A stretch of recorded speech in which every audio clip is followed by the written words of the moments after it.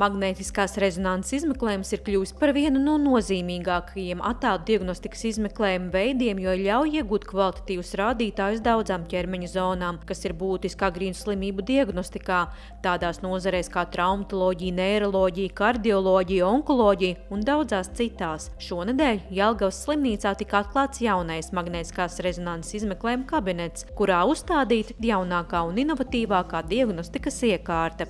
Jelgavā ir brīnišķīga slimnīca, kas ir reģionāla nozīme un kurā ir pietiekami daudz sarežģītu pacientu.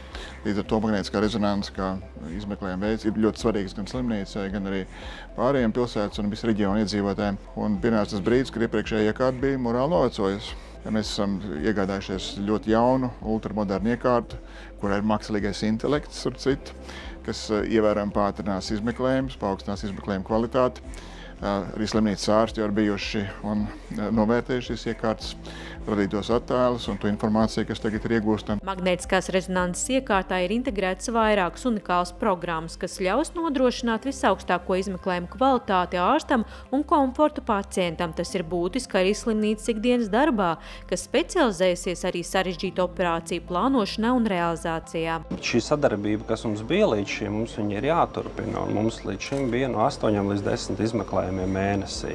Atbilstoši jaunajām iespējām, es domāju, šis apjoms dubultosies. Un mums jāskatās būtībā jāsāk ar ārstiem, kuri nosūtīs uz šo izmeklējumu. Iespējams, ka šī gadījumā mēs varēsim paplašināt arī šo pediatrijas klāstu, kas nav bijis līdz šim iespējams.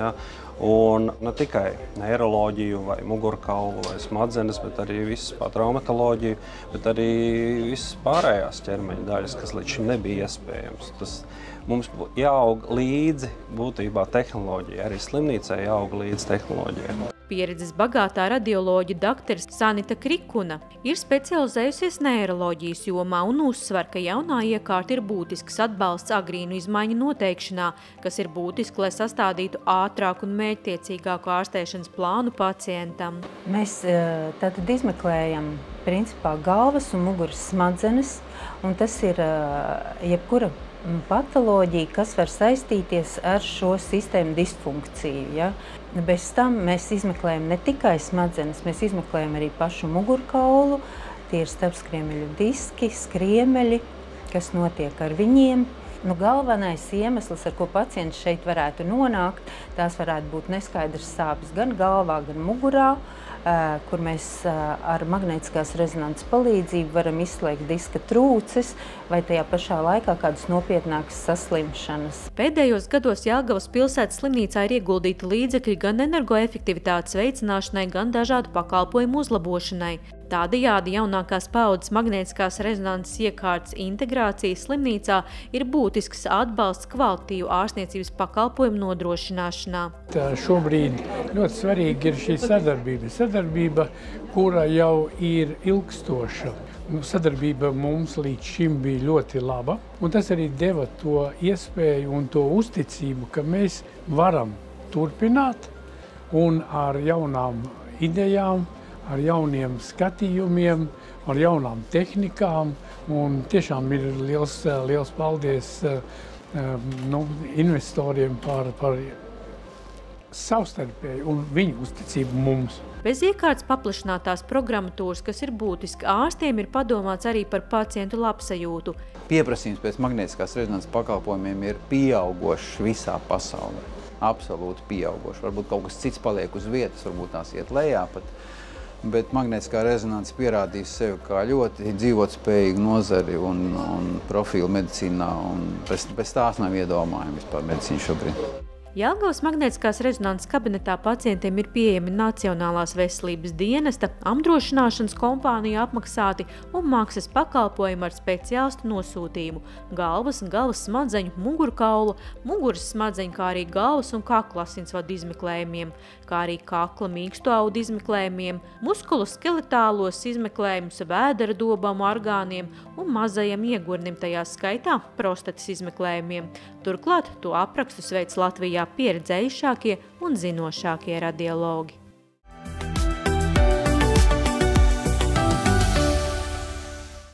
Stress mūsdienās jau ir kļuvis par ikdienas sastāvdaļu lielākajai sabiedrības daļai.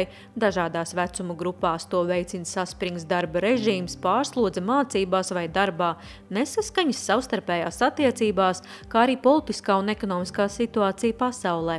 Ilgstoša stresa nemazināšana var izsaukt virkni saslimšanu, kas var atstāt būtiskas sekas uz kopējo veselības stāvokli ilgtermiņā. Un es teiktu, ka viņi ietekmē visu kopumā. Ja?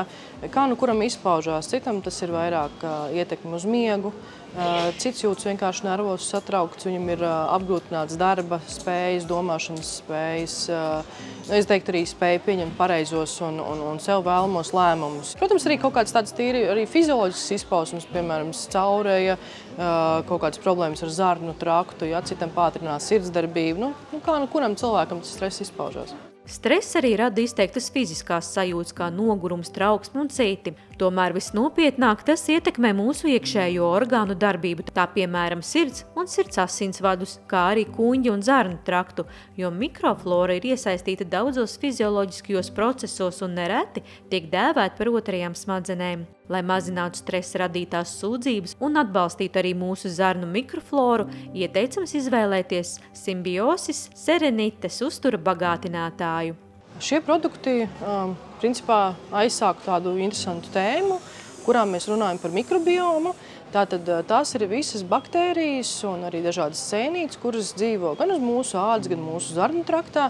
Šis produkts gan vairāk izceļ tieši vienu laktobakteriju cēlumu un konkrēti Bifidobacterium longum un konkrēti vienu cēlumu 1714, kurš tad atbild tieši par mūsu psihisko un emocionālo veselību. Tā ir teorija par to, ka visas šīs baktērijas, kuras atrodas mūsu organismā, sniedz tādu arī kā imunitātes atbalstu, sniedz nervu sistēmas atbalstu, ja to, ka mēs labi jūtamies, vitamīni tiek pareizi uzsūkt mūsu organismā, zarnu darbība notiek atbilstoši. Ja? Symbiosis Serenites uztura bagātinātājs ir īpaši izstrādāts cilvēkiem, kas piedzīvo stresa situācijas. Tas ir ērti lietojams tikai viena kapsula dienā. Klāt vēl šeit ir pielikts safrāns. Un safrāns īstenībā ļoti daudz jau senajā medicīnā, tautas medicīnā tiek lietots arī kā tāds par mieru, harmoniju, atbilstoša viela. Un ļoti labi, ja mēs viņu lietojam, tad pareizs miegs, tāda laime, harmonija, ja, mūsu dzīvē ienāk. Un tradicionāli B6. Ļoti daudz mēs redzam preparātos B6 vitamīnu, tad B6 tieši atbild par nervu sistēmas veselību, atbalsta nervu sistēmu un tad attiecīgi arī stresu mazina. Symbiosis Serenites uztura bagātinātājs atjauno emocionālo līdzsvaru un veicina normālu nervu sistēmas darbību, kā arī normālas psiholoģiskās funkcijas.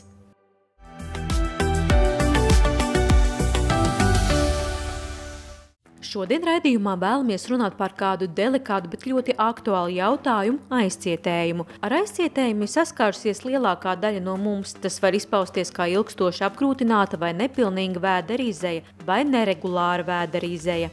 Ja cilvēkam ir aizcietējums, tad arī, protams, vēders sāk sāpēt, ja? Diskomfortu cilvēks izjūt. Ja? Jo, principā, uz toaleti, ja, pa lielām darīšanām būtu jāiet katru dienu cilvēkam. Ja? Un tad, piemēram, ir kaut kāda situācijas stress, vai mēs atrodamies ceļojuma laikā, ja? Kaut kur, vai ir nomainīta kaut kāda pārtika, diēta. Ja? Kaut kas notiek, ja? Un tad process apstājās. Un, protams, ka ir jāmeklē risinājums, jo principā jau mums no kaut kādiem ēdiena atlikumiem, no visu to, ko mēs apēdam, mums ir jāatbrīvojas regulāri. Ja? Aizcietējumam ir vairākas formas – akūtā forma, kas rodas kādu provocējošā faktora ietekmē, un hroniskā forma, kad aizcietējums ir novērojams bieži. Tad problēmas risinājumam nākas lietot palīglīdzekļus. Aizvien vairāk cilvēki grib līdzekļus, kad viņos nav nekādas, piemēram, zāles vai aktīvas vielas, kas ietekmē, piemēram. Ja? Un tad ļoti interesanti ir produkti, kuri vairāk ar savām fizikālajām īpašībām, piemēram, kā šīs svecītes, kuras vienkārši savu burbuļojošo efektu, ja, tādu putojošo efektu iedarbojās. Un tas ir ļoti labi, jo jebkura aktīvā viela, kas, piemēram, satur citi līdzekļi, aizcietējuma ārstēšanai, tas tomēr ir zāles, jā, kas kaut kādā mērā arī tomēr var radīt pierašanu. Ja? Bet šeit ir tāda, vairāk tāda fizikāla iedarbība, kā rezultātā tie burbulīši stimulē zarnu darbību, ja? Un cilvēks arī tad atbrīvojas no sava aizcietējuma. Tā kā tas ir ļoti labi, ja mēs meklējam līdzekli, kas mums palīdzētu, bet kurš nekādā veidā neietekmētu mūsu organismu. Svecītes EvaQ darbojas tikai lokāli un nesatur vēdera izeju mīkstinošas vielas, kas absorbējoties varētu izsaukt kādas nevēlamas blakus parādības. Tādēļ svecītes EvaQ var lietot arī grūtniecības periodā, bērna zīdīšanas laikā, atveseļošanās periodā, gados vecākiem cilvēkiem, personām ar kustību traucējumiem un gulošiem slimniekiem. Svecīte ir jāievieto taisnajā zarnā, viena svecīte ir pilnībā pietiekoši, un principā ir tā, ka jau praktiski uzreiz būs tāda sajūta, kā gribēsiet iet uz toaleti. Bet vajadzētu mazliet tomēr nogaidīt, ja, lai tas efekts būtu tomēr ilgstošāks. Vienkārši, lai viņi pilnībā varētu paspēt izšķīst un iedarboties. Ja. Un tad tur veidosies tādi burbulīši, tāda putojoša masa, kas stimulē zarnu darbību, stimulē arī to, ka, piemēram, aizcietējuma masas arī mazliet pašķīst, ja, un tādā veidā cilvēkam ir vieglāk arī aiziet uz toaleti. Tā, principā, ļoti vērta vienkārši lietošana un praktiski uzreiz jau tūlītais efekts būs. Rektālās svecītes EvaQ ar savu putojošo stimulējošo darbību noārda fekāliju masas aplīvējumu un veicina defikāciju. Atkārtoti lietojot EvaQ stimulēs slinkā mehānisma rehabilitāciju. Protams, kad ir cilvēki, kas kautrējās par tādām lietām runāt. Un man patīk arī šie līdzekļi, ka tās ir medicīnas ierīces, ja, tās nav zāles, līdz ar to viņas ir pacientiem pieejams arī tirdzniecības zālē. Ja. Jo kādreiz mēs kautrējamies par kaut kādām tādām tīri intīmām lietām aprunāties ar farmaceitu. Bet es ieteiktu īstenībā aprunāties ar farmaceitu. Mēs tiešām esam speciālisti, kuri sniegs vislabāko padomu, ieteiks pareizo risinājumu, ja, un paskaidros varbūt arī, kā pareizi jālieto.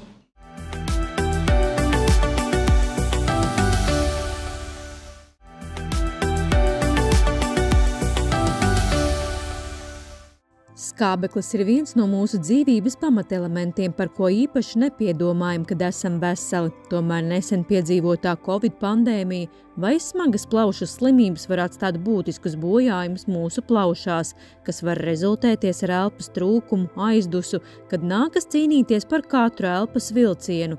Šādiem pacientiem ir nepieciešama skābekļa terapija. Elpošanas sistēmas uzdevums ir apgādāt organismu skābekli un izvadīt ogliskābo gāzi. Mēs runājam par elpošanas nepietiekamību, tad ir divi veidi. Pirmā ir tas, kad hipoksēmija, kad skābeklis ir cilvēkam par maz asinīs, un otrs gadījums, kad ir paaugstināts ogliskābās gāzes līmenis. Tad runājam par skābekļa terapiju, viņi būtu akūtās situācijās slimnīcā, un arī pacienti, kur ir hroniski pacienti, kur nepieciešama skābekļa terapija, pastāvīga skābekļa terapija mājās. Mājas apstākļos lietojamā skābekļa terapijas ierīce tiek saukta par skābekļa koncentrātoru, kura uzdevums ir ieelpotā gaisa bagātināšana ar skābekli, un tas ir efektīvākais un ērtākais šobrīd pieejamais papildu skābekļu avots, ko var lietot mājas apstākļos. Tas ir aparāts, kas atfiltrē atmosfērā, kā jūs zināt, apmēram 21% skābekļa, un pārējais pamatā tāda ir slāpeklis. Tāpēc to atfiltrē slāpekli, samazina viņu daudzumu, un nodrošina tātad pie mazām plūsmām, nodrošina vismaz 97–96% skābekļa ieelpa, kas nāk klāt no apaktos laukā. Visbiežākās slimības, pie kurām nozīmē skābekļa terapija, ir HOPS, astma, hroniskas bronhīts, pneimonija, tuberkuloze, kā arī pacientiem pēc Covid-19 pārslimošanas.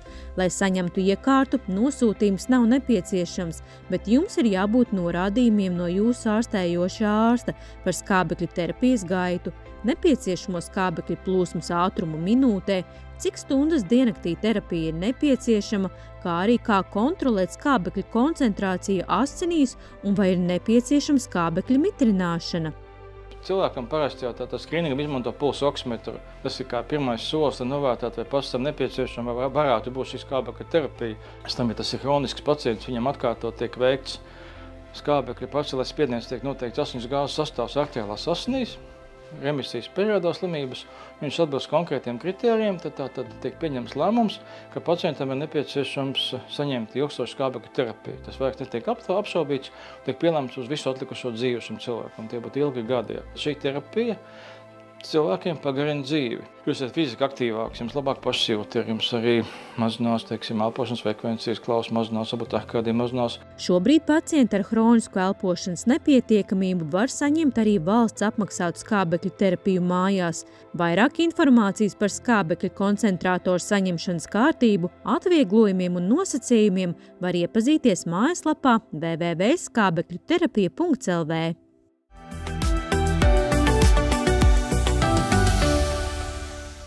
Novembris pasaulē tiek atzīmēts kā plaušu vēža izpratnes mēnesis, tādēļ aicinām ikvienu ieklausīties ekspertu teiktajā, lai pasargātu sevi un sev piederīgos.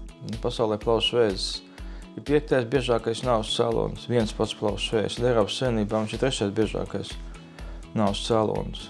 Ik gadu Latvijā tiek atklāti 1100 jaunu plaušu vēža gadījumu, no kuriem gandrīz 80% 3. un 4. stadijā, kad ārstēšana apgrūtināta. Teju 50% 4. stadijas pacientu mirst jau 1. dzīves gadā. Jāsaka tā, ka smēķēšana joprojām ir galvenais riska faktors, bet gana liels pacientu īpatsvars ir nesmēķētāji, arī sievietes, arī pacienti.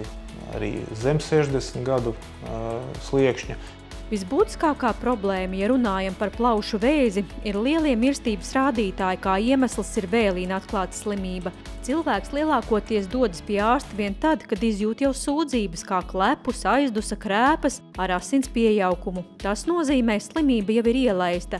Jebkurš plaušu veidojums ir jāuztver kā potenciāls vēzis, kamēr nav pierādīts pretējais. Un šāda diezgan agresīva pieeja ir tā, kas reālajā dzīvē glāb cilvēku dzīvības. Lai mazinātu mirstības rādītājus, pats būtiskākais ir ne tikai smēķēšanas atmešana, bet agrīna diagnostika. Īrijā mums ir ļoti veiksmīga pretsmēķēšanas kampaņa. Šobrīd redzam mazāk plaušu vēža gadījumu kā līdz šim. Mēs ceram ieviest skrīninga programmu cilvēkiem, kas smēķē vai kuri ir pārtraukuši smēķēšanu, veicot datortomogrāfijas izmeklējumu gadu vai reizi 2 gados, lai atklātu plaušu vēzi agrīni.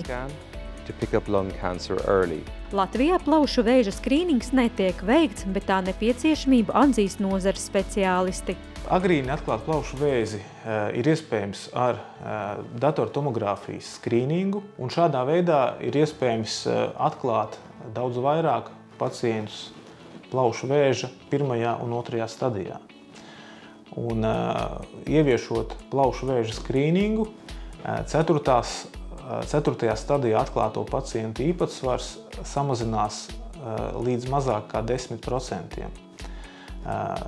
Savukārt bez plaušu vēža skrīninga vairums pacientu ir 3. un, diemžēl, 4. stadijā. Es domāju, ka viņi būtu liederīgi un noteikti nepieciešami, ja viņa tiktu veikta kaut kā tādā formā, kad viņa tiktu arī liederīgi izmantot. Ja to tā varētu panākt, ka tiešām šīs riska grupas veids skrīningu un viņi tiešām visi laicīgi nonāk pie torakālā ķirurga un nav nekāda aizķeršanās ar plaušu vēža konsīliem, viss ir ļoti, jo onkoloģijā ļoti svarīgs ir laika faktors.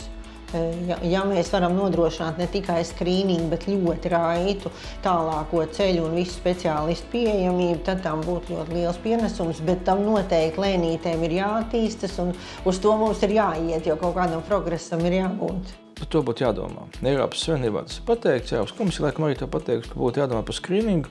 Tās plaušu vēža skrīninga programmās mēs skatāmies uz to, vai cilvēks šobrīd smēķē, kad viņš ir atmetis, cik ilgu laika, un arī cik ir tie paku gadi, cik viņš daudz smēķēs. Ja ikdienā smēķē 1 paciņu cigarešu, tad 1 gads klasificējas kā 1 paku gads, un ja jūsu stāsts ir vairāk kā 20 paku gadi, tas būtiski paaugstina plaušu vēža risku, un tas ir tieši norādījums, ka būtu jāveic plaušu pārbaude ar zemes dēves datortomogrāfiju. As earlier as it's detected the cancer, the better are the chances that you can live. Jo agrīnāk vēzis ir atklāts, jo labāks izredzes dzīvot ilgāk. Šveicē mēs veicam molekulāro profilēšanu, kas ir kā zelta standarts diagnostikā, lai labāk saprastu, kāds ir plaušu veidojums. Lai piemeklētu individualizētu terapiju, tas ir ļoti svarīgs jautājums šodien, jo katrs veidojums ir unikāls un identificējot pareizo mutāciju, priekš piemērotākajām zālēm ir nozīmīgi, lai sasniegtu labākus terapijas rezultātus. To get the best therapeutic options available. Arī Latvijā ārstēšana kļūst pieejamāka, bet, protams, pilnīgu izārstēšanos var panākt tikai ar agrīni atklātu plaušu vēzi 1. un 2. stadijā, tādējādi sasniedzot 5 gadu dzīvildzi pat vairāk kā 90% gadījumu. Kopumā, protams, nevar salīdzināt dzīvildzi ar 1. stadiju, ja pacients būtu katru gadu veids rentgenogrammas un izmeklēšanu un kontrolējies, izoperēts un vesels.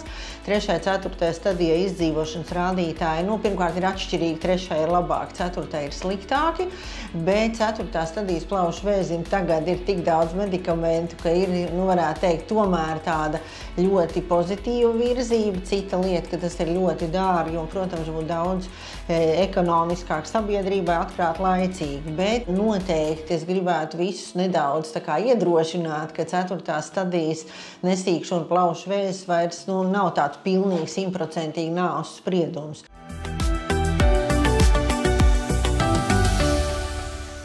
Ikdienas atverot ziņu portālus, bailēs notrīsam dzirdot pieaugušo Covid skaitu. Daudzi noteikti jautā, vai ir kas tāds, ko mēs varētu darīt, lai stiprinātu savu imunitāti. Un noteikti atbilde ir jā. Viens no veidiem, kā stiprināt savu imunitāti, ir lietot C vitamīnu, kas, protams, nebūs kā aizsargs pret Covid infekciju, bet savu labumu imunitātes stiprināšanai sniegs gan. C vitamīns, citiem vārdiem sakot, askorbīna skābe, ir viens no vispopulārākajiem vitamīniem. Visi zinām no bērnības, skābas garšas bumbiņas dzeltenas. Viens no populārākajiem vitamīniem, kas saistīts tieši ar imunitātes stiprināšanu. Tā ir taisnība. Tiešām pierādīts fakts, ka C vitamīns iesaistās tieši imunitātes procesos, daudzos un dažādos. Tāpat C vitamīns nelielās devās stimulē kolagēna sintēzi, un tas kolagēns ir jebkur. Ādā, asinsvadu sieniņās, visur. Līdz ar to arī par mūsu locītavām un par ādu arī C vitamīns atbilst. Zinātniskie pētījumi liecina, ka C vitamīns arī veicina šūnu aizsardzību pret oksidatīvo stresu. Oksidatīvais stress ir tāds jēdziens, kad mēs runājam par visiem procesiem, īstenībā, kas notiek organismā. Stress, slodze, sports. Visu šo te vielmaiņas procesu rezultātā rodās tādas kā atlikuma vielas. Un tad ir tā saucamie antioksidanti, populārākais ir C vitamīns, kurš tad šajā procesā iesaistās un it kā noķer tās atlikuma vielas, un tādā veidā tas līdzsvars visu laiku tiek uzturēts. Nav tā, ka tas ir slikts process, jo īstenībā šīs te oksidatīvais stress iesaistās gan imunitātes stiprināšanā, gan šūnu atjaunošanās procesā, un galvenais ir tas līdzsvars. Lai nebūtu tā, ka mums kaut kas ir pa daudz, kaut kas mums trūks, tā kā antioksidanti to līmeni palīdz mums noturēt normas robežās.